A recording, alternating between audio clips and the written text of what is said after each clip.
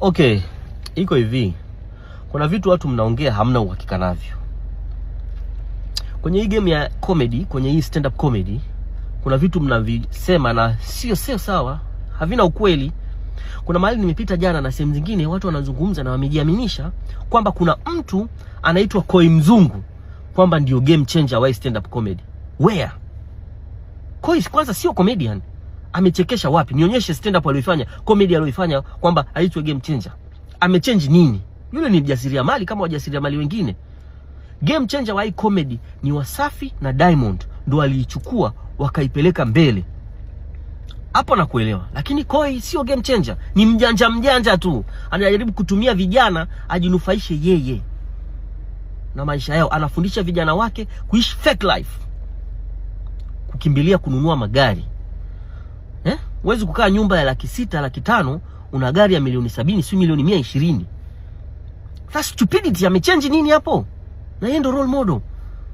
Ananyonya vijana wenzake, anatumia vijana wenzake kujinufaisha yeye mwenyewe. Unasema Koi ni game changer. Game changer. Na wakampa na tuzo zile, mimi sijui tuzo zile sijui waliwaza nini wakampa. Mimi binafsi kwa kweli naomba tu msinielewe vibaya. Mimi siongeagi, lakini leo imebidi niongee.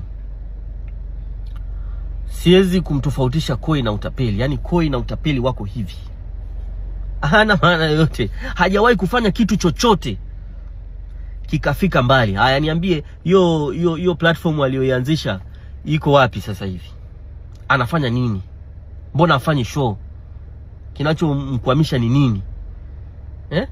Vijana amewachukua wengi, ile platform ina watu kibao.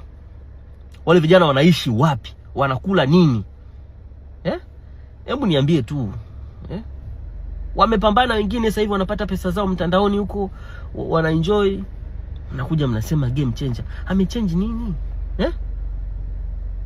Vijana wanamfuata kama kina Shafi wale, akina Saidi wanamfuata nyuma kama baba yao mzazi. Hebu sikizeni, mkiwa mnaongea ongeeni na vitu vya uhakika. Maana kuna kile kipindi tumetoka kwenye platform ile akasema hata alishawahi kulipia watu kodi. Koi ni muongo.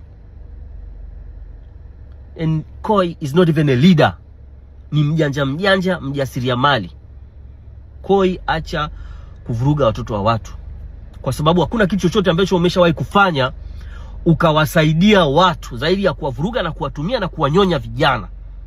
Tafuta biashara nyingine. Kama umeshindwa kunyanyua, kuwa na project ya kunyanyua vijana, ya kusaidia vijana, sidhani kama ni sehemu nzuri sana ya kufanya comedy.